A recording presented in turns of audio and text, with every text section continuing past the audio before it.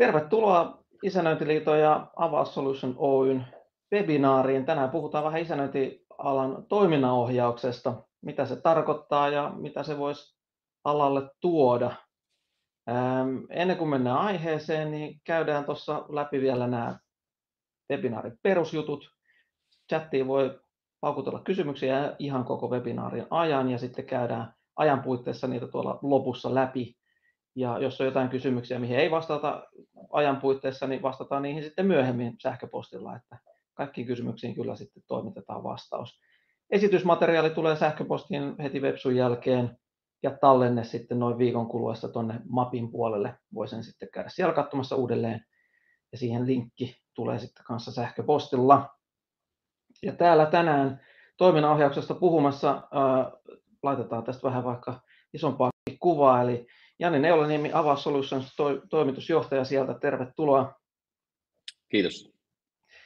Ja mä tässä sitten vähän moderoin tätä webinaaria. Mun nimi on Aki Salo ja toimin Isännöintiliitossa asiakkuusjohtajana.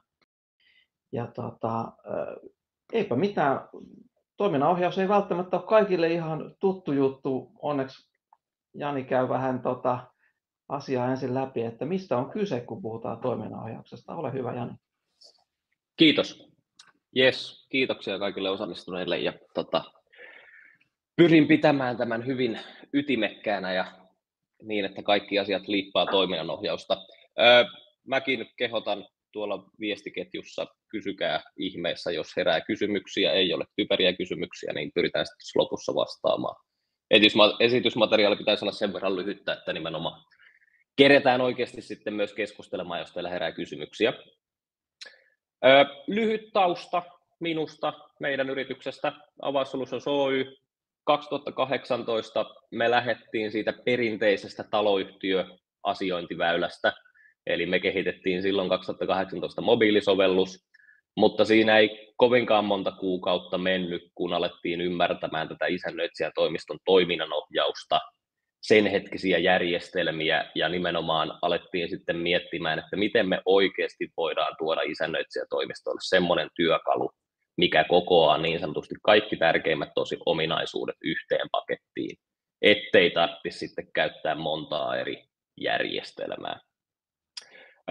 Siitä lähdettiin sitten 2018 eteenpäin, eli nyt toimintavuosi on 5 takana. Ympäri Suomessa käytössä järjestelmä ja tarkoitus nyt sitten totta kai saada enemmän ja enemmän isännöintitoimistoja tähän nykyaikaiseen järjestelmään piiriin, että oikeasti me pystyttäisiin tehostamaan teidän rutiinitehtäviä, automatisoimaan perustehtävät ja sitten taas edistämään tätä alaa siltä osin. Mennään eteenpäin. Pahoittelut, mulla saattaa vähän ääni prakailla jossain vaiheessa, vähän flunssanoireita viikonloppuna, mutta mä otan tuosta sitten aina rohkaisuryyppyä siinä vaiheessa, jos siltä tuntuu, niin älkää ihmetelkö pieniä taukoja. Mutta joo, kuten mainittiin jo, eli isännöintitoimiston toiminnanohjaus on tänään keskustelun aiheena. Se eroaa hyvin pitkälti muista aloista. Tyyppiesimerkkinä voidaan nyt miettiä, että teillekin kaikille on tuttu nimenomaan kiinteistöhuollon toiminnanohjausjärjestelmät. Järjestelmiä löytyy paljon, mutta sillä alalla on jo kauan aikaa sitten siirrytty toiminnanohjaukseen. Eli oikeasti isot yritykset, myös keskisuuret ja pienet yritykset käyttää jo nykypäivänä sähköisiä järjestelmiä siihen heidän toiminnanohjaukseen, koska yksinkertaisesti se on ainut mahdollisuus, miten he pystyvät skaalaamaan ja palvelemaan omia asiakkaitaan mahdollisimman hyvin. Tällä hetkellä nimenomaan isännöitsijätoimistoille ei ole ihan vielä tullut ajankohtaiseksi tämmöiset mietinnät, johtuen myös siitä, että ehkä valinnanvaraa markkinoilla ei ole ollut toiminnanohjauksen osalta. Mennään seuraavaan. Nyt tämmöistä Google-peruskauraa, eli kun kirjoitatte Googleen, mitä on toiminnanohjaus, niin tässä teille on lyhyt vastaus. Teidän ei tarvitse sitä googlettaa, mä oon se hoitanut. Eli mitä on yleisesti ottaen toiminnanohjaus on? Englanninkielinen hieno termi, ERP, Enterprise Resource Planning System. Se on liiketoiminnan hallintajärjestelmä, auttaa organisaatioita hallitsemaan eri liiketoiminnan prosesseja tehokkaasti. Eli se integroi eri osastojen toimintoja, tietoja yhdeksi järjestelmäksi. Ja sen myötä se sitten tarjoaa reaaliaikaista tietoa päätöksentekoon ja toiminnanohjaukseen. Missä se auttaa organisaatioita? on tietenkin tehostamaan toimintaa, parantamaan tietojen saatavuutta, vähentämään manuaalista työtä ja optimoi resurssien käyttöä ja parantaa liiketoiminnan läpinäkyvyyttä. Sinänsä nämä kaikki aiheet, mitkä tässäkin kalvolla on, niin nimenomaan pätee ihan täsmälleen samalla lailla isännöintialaa. Mennään seuraavalla slaidilla vähän isännöintialan erityispiirteisiin, mutta jo tässä, jos otatte yhden askeleen taaksepäin siinä toimiston tuolilla, missä istutte nyt ja mietitte, niin isännöintiala tarvitsee ihan täsmälleen samoja järjestelmää näihin samoihin kriteereihin, jotta te oikeasti pystytte nykyaikaisesti toimimaan markkinoilla. No, nyt siirrytään taas yleisestä kuvasta tähän isännöintialaan. Kuten te kaikki tiedätte, isännöintiala on hyvin, hyvin erilainen toimiala kuin muut. Voidaan ottaa tässä taas niin kuin esimerkkinä se kiinteistöhuolto. Niin, kiinteistöhuollon yritys versus isännöintiyritys, mitkä ne erot näillä kahdella alalla on? No, isännöintialan erityispiirteisiin kuuluu muun muassa laaja ja monipuolinen työnkuva ja tehtäväkenttä. Mitä se nyt konkreettisesti tarkoittaa, on nimenomaan se, että isännöitsijä toimii yleisesti ottaen. Se on samalla asiakaspalvelija, se palvelee taloyhtiöitä, osakkaita, hallitusta ja asukkaita. Samalla hänellä pitää olla jonkinlaista taloudellista tietotaitoa. Hän ei välttämättä ole tietenkään kirjanpitäjä, mutta hänen pitää pystyä tulkitsemaan tilinpäätöstä, jne. Toinen asia on sidosryhmät. Sidosryhmä ei ehkä sinänsä ole tuttu termi kaikille. Lyhyesti avattuna sidosryhmät tarkoittaa kaikkia niitä rooleja, mitkä nimenomaan kuuluu niihin työnkulkuihin. Me puhutaan hallitus, osakas, asukas, yhteistyökumppanit, esim. Kiinteistöhuollot, toimiston sisäiset organisaatiorakenteet. Eli niitä sidosryhmiä on oikeasti paljon. Meillä on urakkaa, meillä on valvojaa, kiinteistöhuoltoa, jne. Se on niin kuin poikkeuksellista. Jos mietitään taas sitten toinen esimerkki varastonhallinta ja sinne puolelle toiminnanohjausta, niin se on aika simppeliä. Sulla on tavara, sä toimitat tavaran hyllystä pois. Hylly on tyhjä. Asiakkaalla on toimitettu nimenomaan tavara. Isännöintiympäristössä ei valitettavasti ole noin mustavalkoista. Kolmas asia tietenkin on tuo lainsäädäntö. Eli jos puhutaan remontti-ilmoituksista sun muista, niin Suomessa on hyvässä ja pahassa lainsäädäntö, joka myös määrittelee. Meillä on myös ASOY-laki, joka määrittelee, että tietyt tehtävät pitää hoitaa tietyllä tavalla, jotta ne täyttää sen lainsäädännön määrittelyt. No sitten ehkä ajankohtainen aihe, kustannus- ja tulorakenne. Tässä nyt tärkeintä huomata, en ole puhumassa nyt isännöintialan hinnoittelusta millään tavalla, se ei liity siihen, vaan nimenomaan siihen, että isännöitsijätoimistot tekevät erillislaskutusta tietyillä kriteereillä ja toiminnanohjausjärjestelmän pitää ottaa se huomioon. Siinä pitää olla mahdollisuus siihen, että oikeasti pystytään nimenomaan muokkaamaan niitä hintoja tai palveluita sen mukaan, mitä on sovittu. No sitten mainitsin jo tuo organisaatiorakenne, tehtävävastuullisuus. Eli kuten tiedätte, niin jokainen isännöitsijätoimisto on organisaatiorakenteeltaan vähän eri. Sillä ei ole niin suurta merkitystä, että onko pieni toimisto vai iso toimisto, mutta tietyissä toimistoissa on niin sanotusti joka paikan höyliä. He hoitaa aspaa, he hoitaa tehtäviä, he hoitaa kirjanpitoa, kun taas sitten joissakin organisaatioissa on hyvinkin tarkat määritelmät. Asiakaspalvelu tekee just nämä, isännöitsijät tekee just nämä, tekniset isännöitsijät hoitaa nämä ja kirjanpitäjät hoitaa nämä.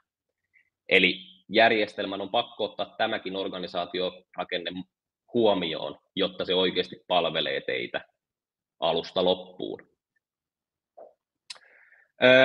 No sitten päästään kohta tuohon järjestelmäkatsaukseen, mitä tällä hetkellä markkinoilla on, mutta nimenomaan jos mietitään historiallisesti ja markkinatilannetta järjestelmien osalta, niin pääasiassa kaikki isännöintijärjestelmät, joka on vanha termi minun mielestä, niin ne on jalostuneet kirjanpitojärjestelmistä ja sitä dataa, mitä järjestelmissä on, ei hyötykäytetä nimenomaan niin laajasti kuin sitä pitäisi, kun me puhutaan tästä toiminnanohjauksesta.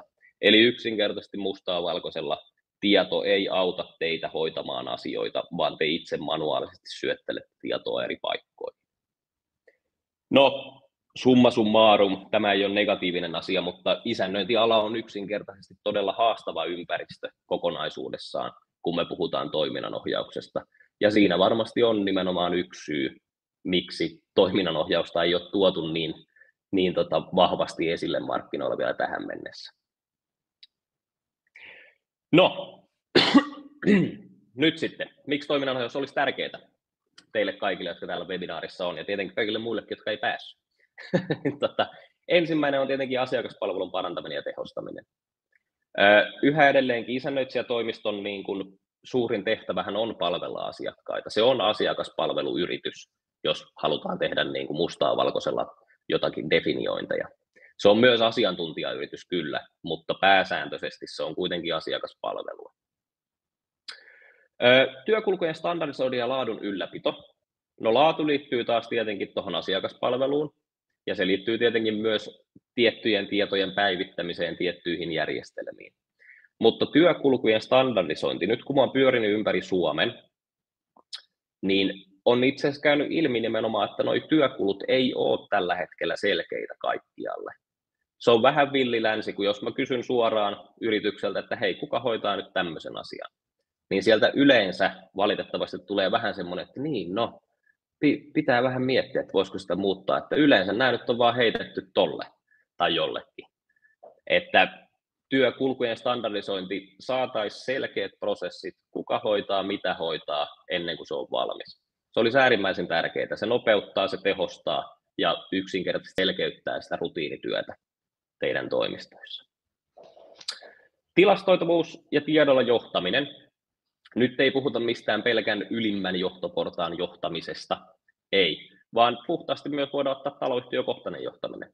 Eli kun sillä isännöitsijällä vihdoin olisi työkalu, missä hän pystyy katsomaan, että hei, näin paljon tapahtumia tässä taloyhtiössä on ollut nyt viimeisen vuoden aikana. Näitä asioita on tullut ilmi. A-rapussa alkaa putket prakailemaan, hanat on vuotanut, WC-pytyt on vuotanut aika useasti. Pitäisikö sille tehdä jotain? Niin järjestelmä pystyy yhtäkkiä antaa sulle osviittaa siitä, että hei, mihin asioihin tässä kyseisessä taloyhtiössä pitäisi keskittyä. Totta kai me voidaan myös puhua nimenomaan ylemmän johtoportaan niin kuin,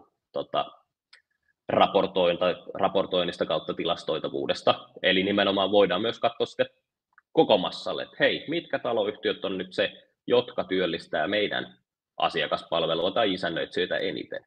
Koska nyt vihdoin, jos toiminnanohjausta on käyttöön, niin meillä on tilastoa siitä, että hei, paljonko yhteydenottoja tulee, millaisia yhteydenottoja ne on. Ja se pystyy myös määrittelemään sen, että hei, pitääkö meidän vähän nyt alkaa pistää taloyhtiöitä jakoon sisäisesti, että tällä nyt on kaikki haastavat taloyhtiöt, jossa yhteydenottoja eniten, ja tällä toisella kaverilla on taas yhtiöitä, mistä ei tule yhtään mitään vuoden aikana.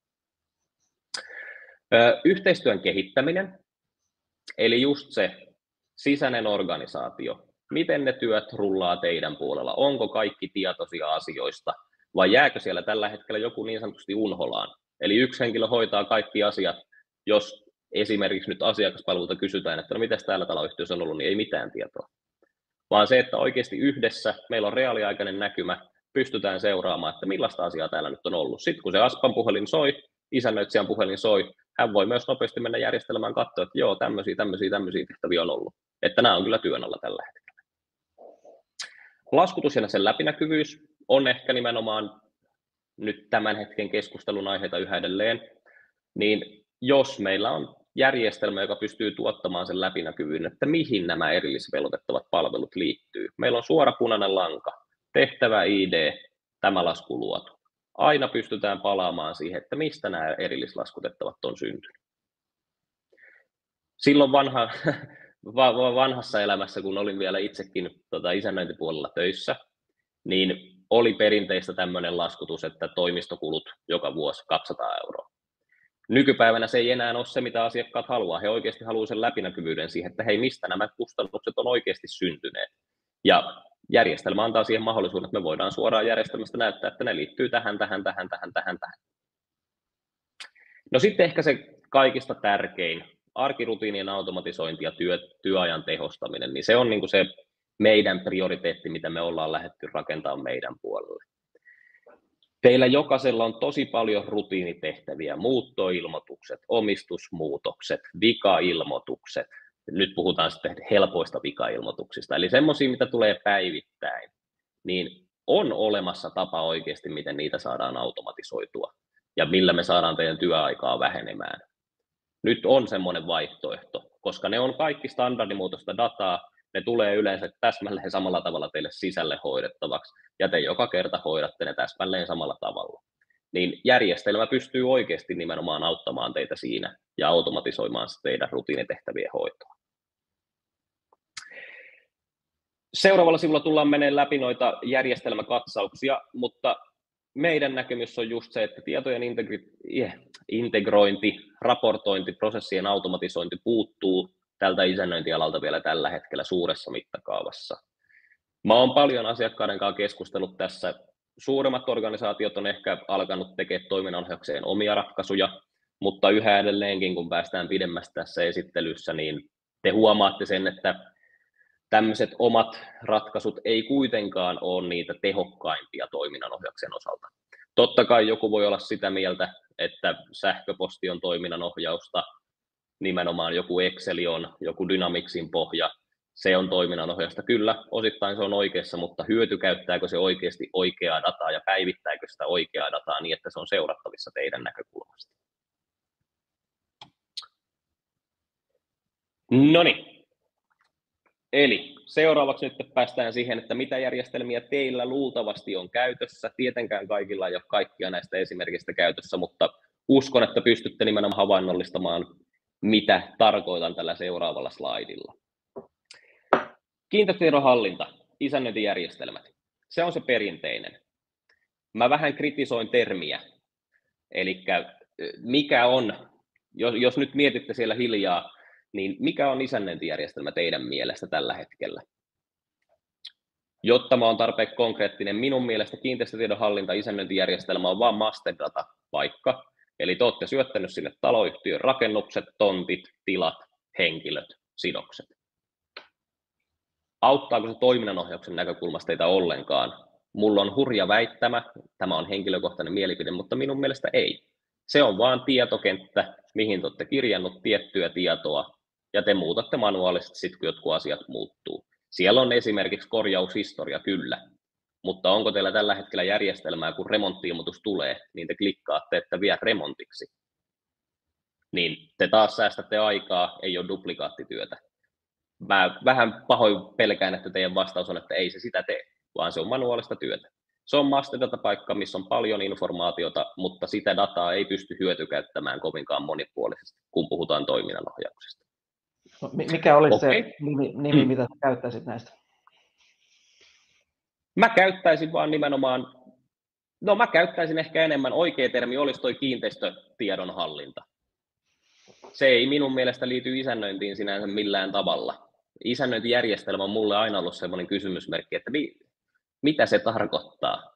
Nimihän tarkoittaa sitä, että se on isännöitsijälle suunnattu. Okei, joo, mutta loppujen lopuksi sitä dataa voi olla Excelistä jossain muussakin. Niin se just, että isännöintijärjestelmä mun mielestä antaa vähän harhaanjohtavaa kuvaa siitä, että onko se oikeasti isännöitsijälle suunnattu järjestelmä. No, tietyllä tavalla on, koska taloyhtiön data löytyy sieltä. Mutta se, että pystyykö sitä hyötykäyttämään isännöintialalle ja toiminnanohjaukseen, niin minun mielestä ei. Minun mielestä, jos isännöintijärjestelmästä puhutaan, niin se pitää viitata sitten siihen, että isännöitsijät hyötykäyttävät sitä järjestelmää heidän arkirutiinien hoitoon, ei yhteystietojen hakuun esimerkiksi. Yhteystietojen hakuun löytyy muitakin järjestelmiä sitten taas, jos se on ainut kriteeri, mitä halutaan tehdä. Mutta joo, sitten meillä löytyy taloushallintajärjestelmiä. Useassa tapauksessa, niin kuin tekin tiedätte, niin nimenomaan kiinteistötiedon hallinta- ja isännöintijärjestelmät pitää sisällään sen taloushallintojärjestelmän samassa. Ne on joko samaa järjestelmää tai ne voi olla niin, että avaat kirjanpitojärjestelmä jostakin napista uusiksi auki. Sinänsä siinä ei ole mitään kummallista. Se on tarkka vaatimus, että kirjanpitojärjestelmä pitää olla siinä taustalla. Teidän pitää pystyä hoitamaan vastikereskontrollia, teidän pitää pystyä hoitamaan lainaisuuslaskelmia, hankeosuuksia ja ostolaskujen käsittelyä. Eli se on aika tuttua kauraa. Jokaisella toimistolla on joku taloushallintojärjestelmä. No sitten päästään näihin muihin järjestelmiin, mitkä me nyt ollaan pyritty tuomaan meidän sisälle samaan järjestelmään. En keksinyt rehellisesti hyvää termiä, projektinjohtojärjestelmät. Markkinointipuheessa niitä myydään teille nimenomaan toiminnanohjausjärjestelminä, kyllä.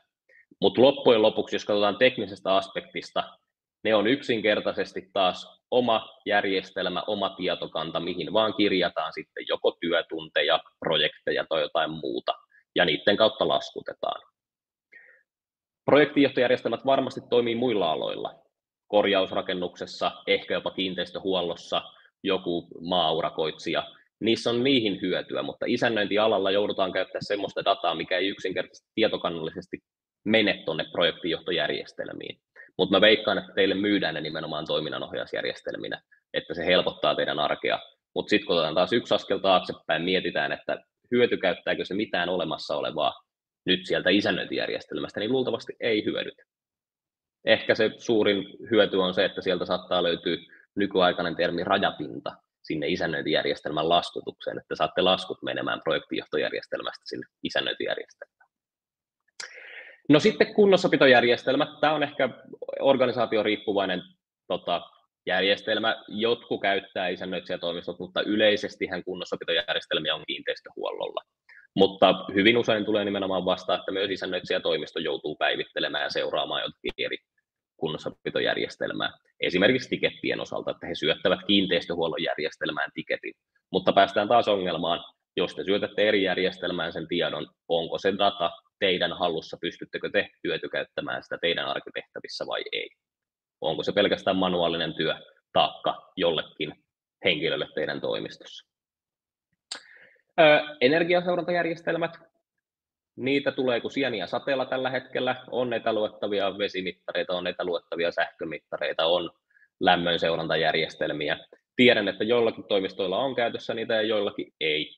Tämä on taas ehkä se ongelma siinä, että kelle ne nyt sitten loppujen lopuksi kuuluu. Isännöitsijä haluaa kulutustietoja tietää, mutta yleensä rajapintojen avulla voidaan hyödyntää energiaseurantajärjestelmiä, mutta yleensä heillä on myös se oma hallintapaneeli, missä sitten joudutaan käymään, jos halutaan jotakin tietoa sieltä saada ulos.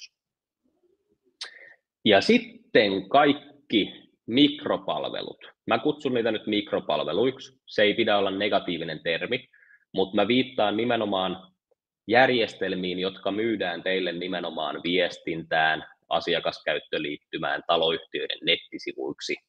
Vuokralaishallinnat, jos on siellä toimistoja, jotka tekee vuokrahallintaa, liikekiinteistöjä ja sun muuta, siihen löytyy omat softat. Kokoustyökaluja, siihen löytyy oma softansa. Hallituksen työkalut, joskus ne liittyy tuohon asiakaskäyttöliittymään, taloyhtiöiden nettisivuihin, mutta myös tällä hetkellä on markkinoilla nimenomaan erillisiä softia, jotka on tarkoitettu pelkästään isännöitsijälle ja hallitukselle. Ja sitten tietenkin viimeinen järjestelmä, mitä varmasti käytätte jokainen, on taas sitten Office-ohjelmistot tai on ne sitten Googlessa tai missä muussa. Eli sähköposti, Word, Exceli, mahdolliset lisätoiminnot, mitä sitten niiden kanssa voi olla, to-do-listat sun muut. Kaikista näistä meidän visio on just se, että kutakuinkin kaikki pitäisi löytyä yhdestä järjestelmästä. Nykyajan mediaseksikäs termi on rajapinnat ja siirretään tietoa sieltä ja täältä. Se on hieno visio, mutta yhä edelleenkin meidän pitäisi päästä siihen dataan käsiksi, jotta me pystytään yhdistämään ja tallentaa sitä dataa tiettyihin paikkoihin. Silloin niistä rajapinnoistakin on hyötyä. Niin summa summarum, meidän visio on se, että suurin osa näistä edellä mainituista pitäisi löytyä yksinkertaisesti yhdestä järjestelmästä, jotta se helpottaa teidän työtä. Niitä on tosiaan tällä hetkellä tarjolla, mutta ne on kaikki täysin erillisiä palveluita. Ja pahimmassa tapauksessa olen nähnyt toimistoissa, missä teillä on 6 eri järjestelmää, mihin te kirjaudutte päivittämään samoja tietoja. Ja yhä edelleenkään koontidataa te ette saa mistään, vaan sitten erikseen haetaan tuolta yksi raportti, tuolta yksi. Ja sitten aletaan selvittää itse omassa päässä, että okei, saanko mä näistä mitään fiksua hallitusta varten, esimerkiksi hallituksen kokoukseen. Noniin. Miten nyt sitten toiminnanohjaus merkittävästi parantaisi työn sujuvuutta, seurattavuutta ja tehokkuutta? Eli mitä mä yritän avata teille tässä on nyt nimenomaan se, että miksi teidän pitäisi harkita tämmöistä toiminnanohjausjärjestelmän käyttöönottoa. Ensimmäinen ja ehkä tärkein on nimenomaan se prosessien automatisointi. Saadaan manuaaliset ja toistuvat tehtävät korvattua tietojärjestelmän ja ohjelmiston automatiikalla. Eli just mistä aiemminkin mainitsin, niin siellä on tosi paljon rutiinitehtäviä päivittäin, mitä te joudutte hoitamaan, niin saataisiin siihen se automaatio. Vikailmoitukset voidaan automaattisesti delegoida. Muuttoilmoitukset automaattisesti päivittää järjestelmän tietoja, jopa laskutukseen asti. Kun sulla tulee omistusmuutos, tällä hetkellä nimenomaan hottisana on toi maanmittauslaitos, kun sieltä rajapinnalta tulee omistusmuutos, järjestelmä automaattisesti ehdottaa, että käsittele, siirrytäänkö vuokrareskontraan, kyllä, siellä on asukkaita 2, järjestelmä ehdottaa, että lähdetään 2 vesimaksua, kyllä, lähetä laskut. Eli sulla on tullut omistuksen muutos, sä yhdellä työnkululla oot saanut koko tehtävän hoidettua niin, että uudelle osakkaalle on lähtenyt laskut. Ja vanhan osakkaan e-laskut on esimerkiksi päättynyt samalla viennillä. Päästään noihin työkulkuihin vähän myöhemmin, mutta nimenomaan tätä mä tällä tarkoitan, että miten me voidaan automatisoida. Vikailmoitukset, mittariluentailmoitukset, muuttoilmoitukset, omistusmuutokset, niin nämä on semmoisia, mitkä oikeasti voidaan automatisoida. Tietenkään me ei olla täydellisessä maailmassa, aina on poikkeuksia, ja tällä alalla on poikkeuksia hyvinkin paljon, niin aina se ei ole mahdollista, mutta suurin osa pystytään automatisoimaan. No niin, sitten nuo mikropalvelut, mitkä edellisellä slaidilla oli. Päästäisiin niiden viidakosta oikeaan toiminnanohjaukseen, missä toiminnot jakavat tietoa keskenään ja päivittävät tietoa automaattisesti. Tässä olisi niin kuin tärkeää nimenomaan, mä olen paljon keskustellut asiakkaiden kanssa ympäri Suomen. Ja nimenomaan toiminnanohjaus, tiketöinti, tehtävien hallinta, ne liittyy niin sanotusti samaan terminologiaan. Mutta mä toivoisin, että nyt tämän webinaarin aikana oikeasti ottaisitte askeleen taaksepäin ja mietitte nimenomaan, että mikä se on se isännöitsijän toiminnanohjausjärjestelmä. Jos teille tulee, otetaan nyt esimerkki taloyhtiösivustot, sinne tulee vikailmoitus. Te hoidatte sen siellä luultavasti löytyy täppä työn alla valmis. Te klikkaatte sen valmiiksi. Jos ei sitä tietoa sitten liiku teidän isännöintijärjestelmään, esimerkiksi A1 alle, niin onko siitä loppujen lopuksi täyttä hyötyä teille? Teillä on rivitietona, että vikailmoitus on hoidettu, joo, mutta teillä ei ole missään seurattavuutta, että hei, näytä kaikki A1 vikailmoitukset, muuttoilmoitukset, häiriöilmoitukset aikaväliltä X. Teillä ei ole siihen saantia. Teillä on vain rivitietona, että putki on vuotanut tuolla asunnossa joskus 2 vuotta sitten. Mitäpä nyt sitten, kun teille tulee issaritilaus siitä A1, niin eikö se olisi teidän näkemyksen mukaan nimenomaan hyvä? Issaripyyntö tulee A1, te saisitte yhden näkymän, missä nähdään, että A1, mitäs täällä on tapahtumahistoria. No täällä on pari häiriöilmoitusta, pari hanaa vuotaa ilmoitusta, 1 roskakatoksen tyhjentämisilmoitus. No joo, ei tässä ole spesifiikkiä, ei muuta kuin välittäjälle ja laskuperään. Mutta nimenomaan tätä mä haen, että oikeasti hyötykäyttääkö ne mikropalvelut teidän muita järjestelmiä ja kaikkein tärkeintä, päivittääkö ne tietoja teidän pääsääntöisessä master data-järjestelmässä, eli se isännöintijärjestelmä. No tehtävien statusmuutos, tiedottaminen suoraan kaikille osallisille sidosryhmille. Eli kun puhuttiin nyt nimenomaan, että meillä sidosryhmiä on paljon, meillä on hallituksia, meillä on osakkaita, meillä on kiinteistöhuoltoa, muita korjaajia, putkimiehiä, sähkömiehiä ja jne. Järjestelmän pitäisi pystyä toimittaa se sama tieto kaikille, että hei, tämmöinen on tullut, minä olen delegoinut sen tonne, hän on klikannut sen valmiiksi. Se on läpinäkyvää, kaikki on reaaliaikaisesti tilanteen tasalla, mitä on tehty, mitä ei ole tehty. Ja tämähän pitäisi niin olla ehdottomasti. Se ei voi olla niin, että te hoidatte tehtävää ja sitten kuitenkin vastaatte puhelimeen, että onkohan se hoidettu. Ei, vaan pitää pystyä luottaa, että järjestelmä hoitaa sen tiedottamisen teidän puolesta.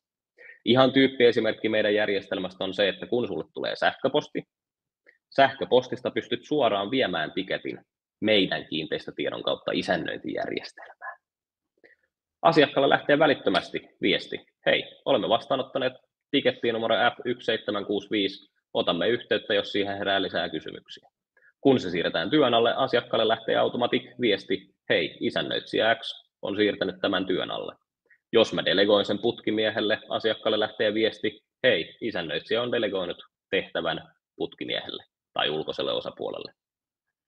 Ja tämä on nimenomaan se, mikä varsinkin sitten, kun puhutaan näistä eri roolituksista, niin varsinkin asiakaspalvelu hyötyy tästä tosi paljon, kun niitä turhia puheluita ei sitten enää tule, kun automaattiviestintä toimii kaikille niille tarvitseville tahoille. No sitten tietenkin, kuten mainittiin, niin raportointi ja laskutuksen tehokkuus ja läpinäkyvyys. Minun mielestä ehdottoman tärkeää tehtävien hallinnassa, toiminnanohjauksessa on se, kun sulle tulee tehtävä, sun pitää pystyä hoitamaan se tehtävä alusta loppuun. Jos se pitää sisällään laskutusta osakkaalle, asukkaalle tai taloyhtiölle, se pitää linkittää siihen tehtävään. Se on pakko saada siihen prosessiin mukaan. Ja tästä päästään niihin työkulkuihin, mitä me ollaan rakennettu. Eli yhä edelleenkin tehtävänhallinta voi olla rivitieto, se on tehty tai se ei ole tehty. Mutta tärkeintä minun mielestä on se, että te oikeasti hoidatte sen tehtävän järjestelmässä A:sta Ö:hön. Eli se laskukin lähtee siihen ja silloin meillä on se tehokkuus ja läpinäkyvyys siihen laskutukseenkin sen toiminnanohjauksen puolelta. Okei. No niin, nyt sitten teknistä jargonia. Eli ei mennä syvällisesti, mutta tämä nyt kuvaa visuaalisesti sitä, kuinka haastavaa on kehittää toiminnanohjausjärjestelmää isännöintialalle. Kuten mä vitsillä tuossa mainitsin, niin meillä on poikkeuksia, meillä on hyvin usein poikkeuksia, pahimmassa tapauksessa poikkeuksia eri tehtävätyypeissä. Niin tässä nyt ei mennä tuonne syvälle tekniikkaan. Mä itsekään en ole niin tekninen kaveri, että mä pystyisin kertomaan suoraan tämän, mutta tämä on ihan puhtaasti nimenomaan meidän arkkitehtuuri ja muuttoilmoituksen osalta. Teidän näkymässähän se on hyvinkin helppo. Muuttoilmoitus tulee, käsittele, tallenna uudet henkilöt, lähetä viesti huoltoyhtiölle nimenmuutoksesta oveen ja klikkaa valmiiksi. Niin se toimii teidän käyttöliittymässä, mutta tämä on se arkkitehtuuri taustalla, mitä kaikkea sille voisi tehdä. Ja mitä järjestelmä, kun puhutaan tietojen päivittämisestä sun muusta, niin tähän sen toiminnanohjauksen pitää oikeasti pystyä. Se simppelein versio ei vaan valitettavasti hyödytä teitä. Seuraavalla sivulla vikailmoituksen sama himmeli, eli yhä edelleenkään ei mennä siihen tarkemmin, mutta nimenomaan kuten tiedätte, niin vikailmoitus ei vaan valitettavasti aina ole se, että tehtävä tulee sisään, tehtävä menee ulos ja se on hoidettu.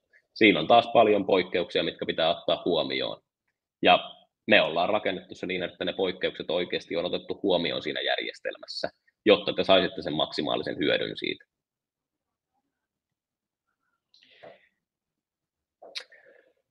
Lyhyt case-esimerkki, eli puhtaasti yhden meidän asiakkaan vähän tilastoja.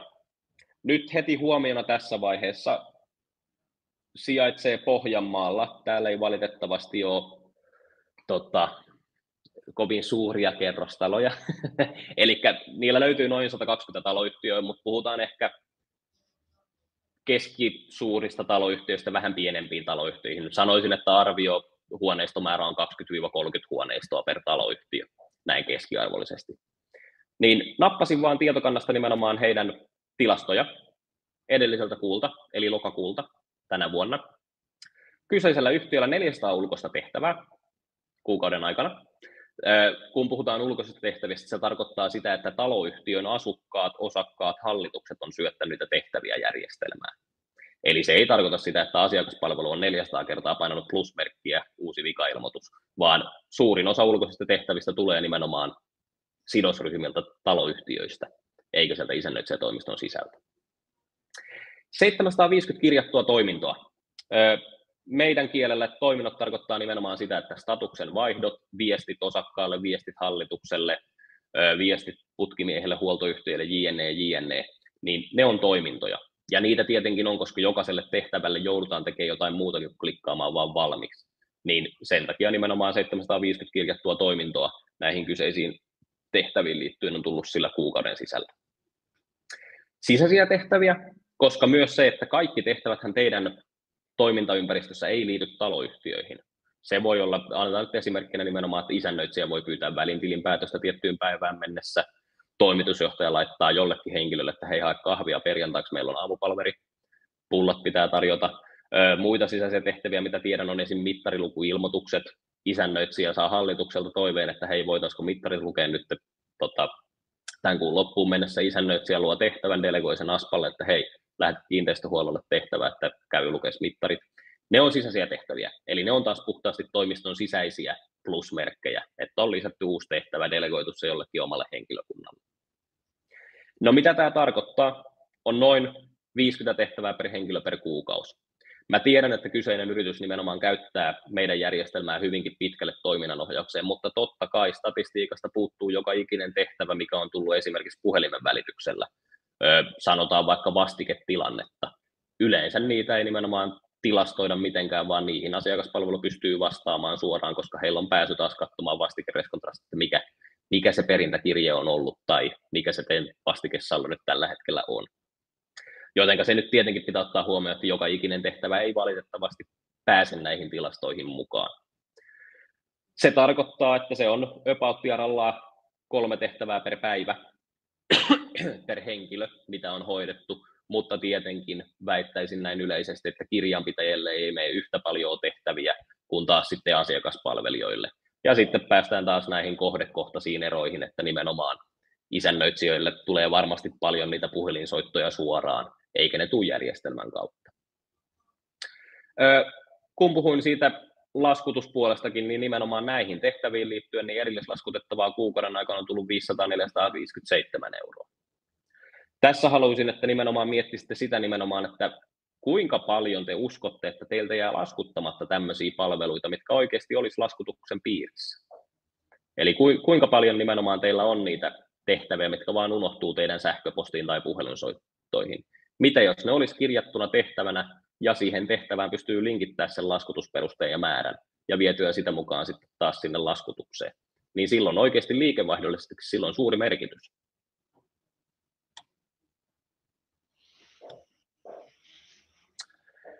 Lyhyesti vielä, nyt ei ole enää paljon, nyt aletaan kertaamaan samoja nimenomaan asioita. Tehtävätyyppikohtaiset työkulut ja määrittelyt. Meillä tosiaan löytyy työnkulkuja. Mitä se tarkoittaa järjestelmässä? Tarkoittaa sitä, että kun meillä on esim. Muuttoilmoitus, niin järjestelmä on tehty standardisointi, se käsitellään, se päivittää henkilöluettelot, se pystyy viemään meidät suoraan laskutukseen, lähettää vastikereskontraan laskut. Sama homma mittariluennat.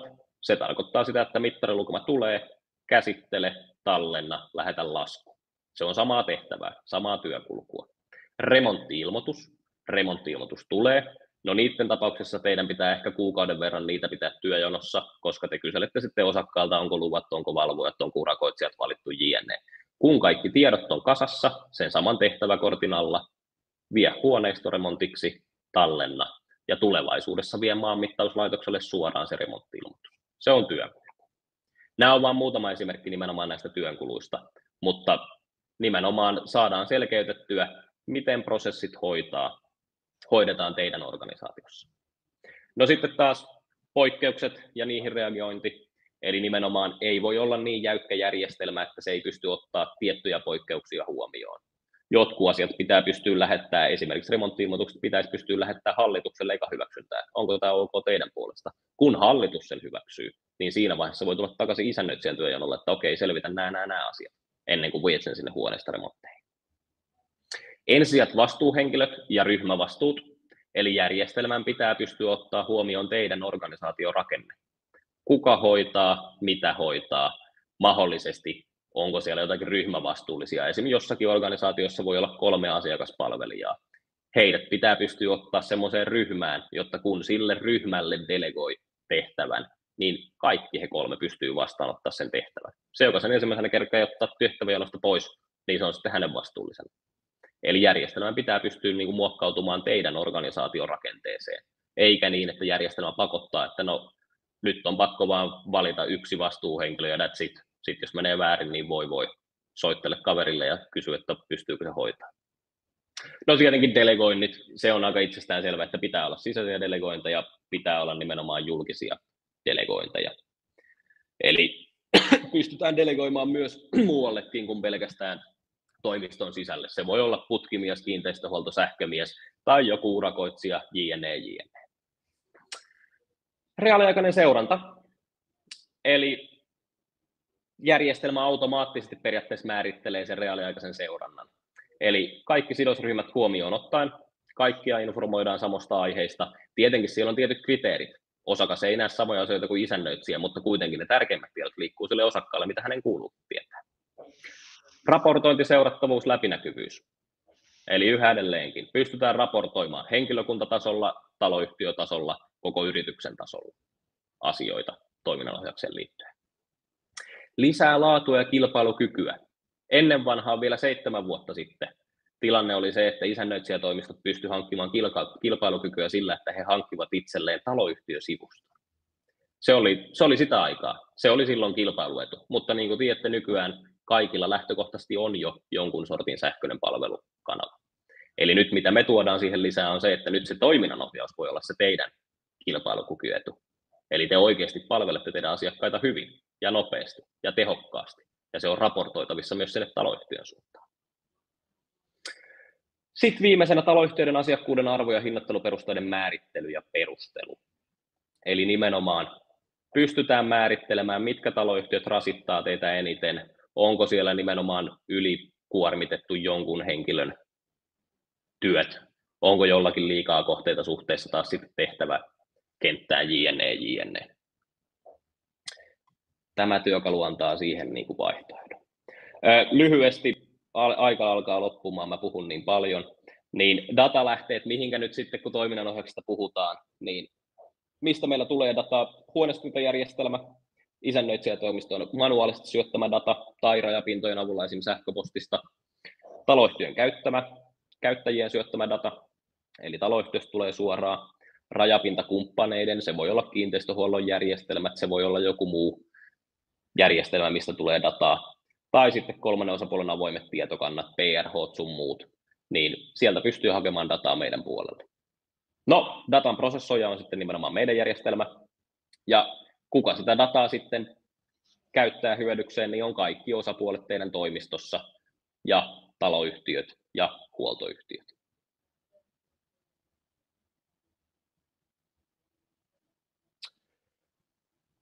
Sitten kun puhutaan näistä työnkuluista, niin meidän pitää niin kuin vähän, tämä on myös strateginen nimenomaan valinta, kun toiminnanohjaukseen siirrytään. Eli meidän pitää vähän mallintaa ja optimoida niitä työnkulkuja teidän toimistoissa, sit kun tämmöistä järjestelmää aletaan käyttämään. Miksi? On yksinkertaisesti se, että oikeasti se järjestelmä tekee tehokkaampaa, nopeampaa ja kustannustehokkaampaa työnkulkuja. Eli oikeasti säästää sitä aikaa ja sitten se johtaa taas läpinäkyvyyteen ja asiakastyytyväisyyteen. Hyötykäytetään sitä eri dataa. Niissä järjestelmissä tälläkin hetkellä teillä on ihan järjetön määrä dataa, niin hyötykäytetään sitä kerrankin. Ei vaan niin, että se on tietokannassa kirjattuna, että tuo osoite on tossa, siellä asuu yksi henkilö ja that's it. Vaan oikeasti hyötykäytetään, päivitetään sitä tietoa koko ajan. Issarit, lainaosuudet, omistusmuutokset, muuttoilmoitukset, pikailmoitukset, mittari-ulkoilmoitukset, remontti-ilmoitukset. Nämä on kaikki tehtävätyyppejä, mihin me pystytään määrittelemään jo se työkulku. Kuka hoitaa, mitä hoitaa, ja järjestelmä jopa auttaa teitä hoitamaan ne asiat, niin ettei mikään jää unholaan. Perinteinen on just se, että omistusmuutos, niin unohtaa kirjata sen omistusosuuden oikein. Niin meidän järjestelmä oikeasti ohjaa sinua tekemään ne. Ja kun sä oot sen tehtävän hoitanut, niin sinä tiedät, että se on hoidettu alusta loppuun, mitään ei ole jäänyt unholaan. No, toistetaan päälle, eli työkulut päivittää järjestelmän dataa automaattisesti. Nimenomaan, kun me se muuttoilmoitus hoidetaan, niin samalla kun klikkaat käsittele, niin järjestelmä päivittää omia tietojaan, päättää vanhat sidokset, lähtöpäivämäärät uusille sidoksille ja laskut pystyy lähettämään samasta tehtävästä. Tämä niin tietenkin unelmatilanteessahan tämä nimenomaan minimoi kouluttamisen tarvetta. Totta kai ei sinne nyt voi istua satulaan ihan kuka vaan, milloin vaan totta kai pitää kouluttaa, mutta tietyllä tavalla järjestelmä pystyy ohjaamaan uusia isännöitsijöitä ja uusia asiakaspalveluita hoitamaan ne tietyt asiat loppuun asti. Nyt vaan summa summarum, eli minun näkemyksessä toiminnanohjaus luo uusia mahdollisuuksia kasvuun. Te pystytte mittaamaan prosesseja, te pystytte mittaamaan henkilökunnan työkuormaa, taloyhtiökohtaisen kannattavuuden seurattavuus ja hinnoittelen perustelu, tehtäväkohtainen seurattavuus ja läpinäkyvyys niille kaikille sidosryhmille ja laskutuksen seurattavuus ja tehokkuus. Miksi se on tärkeää? Summa summarum, viimeinen slaidi. Prosessien tehokkuus. Saadaan se teidän toiminta tehokkaaksi, säästetään aikaa. Työkulkujen optimointi. Mitä vähemmän käsiä on siinä savessa mukana, sen tehokkaampaa se on teille. Teidän palvelunlaadun kehittäminen, eli että te palvelette teidän asiakkaita mahdollisimman nopeasti ja hyvin. Se tuo automaattisesti kilpailukyvyn parantamisen ja se myös luo mahdollisuuden skaalautua teidän organisaatiossa, teidän markkinoille. Eli saadaan yksinkertaisesti niitä asiakkaita lisää, kun saadaan tehokkaaksi se toiminta. Kiitoksia, olen puhunut. Sori, meni vähän pitkäksi. Siellä tulee hyviä kommentteja, niin katsotaan, vastataan niihin. Joo, katsotaan vähän kysymyksiä. Ota huikka väliin ja mä laitan tuon kysymysmoodin päälle. Aloitetaan tuolla, että kuinka paljon järjestelmä nyt pystyy sitten hakemaan vanhaa tietoa, jos ottaa tämmöisen käyttöön, niin pitääkö kaikki manuaalisesti sinne hakata vai onko jonkinnäköinen importtausominaisuus? Ehkä tässä sitä kysytään. Kyllä. No tuohon niin lyhyt vastaus, mielellään keskustelen pidemmin näistä mahdollisuuksista myöhemmin, mutta lyhyt vastaus, maanmittauslaitos tekee meille niin sanotusti hyvän työn tässä vaiheessa. Eli jos olette siirtynyt maanmittauslaitokselle tiedot, niin taloyhtiön kaikki perustiedot, rakennustiedot, tilatiedot, osakastiedot saadaan haettua suoraan heidän puolelta. Eli manuaalista työtä ei sen osalta tarvii. No nyt seuraava kysymys teillä tulee olemaan siihen, että miten se asukastiedot. Valitettavasti maanmittauslaitoksella ei ole asukastietoja, mutta kun me puhutaan toiminnanohjauksesta, jos sähköpostiin tulee tehtävä asukkaalta, niin järjestelmä nimenomaan ottaa sen huomioon ja päivittää ne tiedot meidän puolella, jolloin te voitte ihan yhtä lailla asukkaan tietoja käsitellä toiminnanohjauksen puolelta. Mutta kyllä, tiettyjä manuaalisia töitä joutuu tekemään, mutta esimerkiksi maanmittauslaitoksen kautta pystytään hakemaan tietoa suoraan. No niin. Ja yhtä napakka vastaus tähän, niin ei tämä vielä, vaikka vähän ollaankin yliajalla. Eli korvaako tämä järjestelmä nyt olemassa olevat nämä isännöintijärjestelmät ja kirjanpito-ohjelmat, vai tarvitaanko jotain sitten vielä rinnalle? Pystyy korvaamaan tällä hetkelläkin. Kirjanpito-ominaisuutta meillä, se on kuuma kivi meillä täällä sisäisesti tällä hetkellä, mutta kyllä pystytään nimenomaan korvaamaan. Ja tietenkin käyttöönottoaikahan näissä voi olla, riippuen myös teidän nykyisistä sopimuksista, niin siinä voi olla pitkä aikaväli niin kuin sen osalta, mutta pystyy korvaamaan. Ja voidaan myös käyttää jotakin ulkopuolista kirjanpitojärjestelmää rinnalla. Eli meiltä myös löytyy rajapinnat hyvin useaan järjestelmään, niin se käyttöönotto ei tarvitse olla kertalaakista koko setti, vaan pystytään nimenomaan myös sitten ottaa niin sanotusti vaiheessa, että aloitetaan toiminnanohjauksesta ja siirrytään sitten ominaisuuksissa pikkuhiljaa eteenpäin ja eteenpäin. Vielä yksi ja sitten onkin kaikki käsitelty, eli löytyykö kieliversioita tähän tiedottamiseen? Kyllä, suomi, ruotsi ja englanti löytyy automaattisesti. Ja kun mietitte nimenomaan yleensä isännöintijärjestelmissä tällä hetkellä teillä löytyy nimenomaan semmoinen valinta kuin henkilön kieliasetus, niin sama löytyy meiltä. Eli voidaan määritellä, että Jani Neulanimelle, kun lähetetään viestintää, niin saateviestit sun muut on englanniksi. Automaattisen viestinnän osalta se on nimenomaan mahdollista, mutta tietenkin sitten viestintätiedottaminen, mistä ei tänään olla muuten keskusteltu, niin se on taas sitten semmoinen asia, että ne pitää tietenkin itse sitten kääntää, mutta automaattitiedottaminen, niin kyllä, suomi, ruotsi ja englanti löytyy tällä hetkellä. Hienoa, hyvä. Kiitos napakasta vastauksista ja nyt mennäänkin sitten ihan loppua kohti, eli muistutan vielä tuosta meidän koulutuskiertueesta, joka vielä on tämän viikon ja ensi viikonkin käynnissä. Tänään ollaan Turussa ja huomenna Kuopiossa ja sitten vielä ensi viikolla Oulussa. Tulkaa mukaan, ei maksa mitään. Ja sitten näitä tulevia webinaareja ja koulutuksia, niin tuossa marraskuun loppupuolella kiinteistösihteereille isännöitsijän todistuksesta kertova webinaari ja sitten joulukuussa vielä johtamisen aamukahvit ja isännöinnin ajankohtaisia. Jani, oikein paljon kiitoksia kiinnostavan aiheen pöyhimisestä. Toivottavasti avasi muillekin tätä, että mitä tämä ERP-maailma pitää sisällään ja mitä se mahdollisesti voisi tarkoittaa isännöintialalle. Kiitos kaikille osallistujille myös. Kiitos. Moi moi, ensi kertaan. Moro.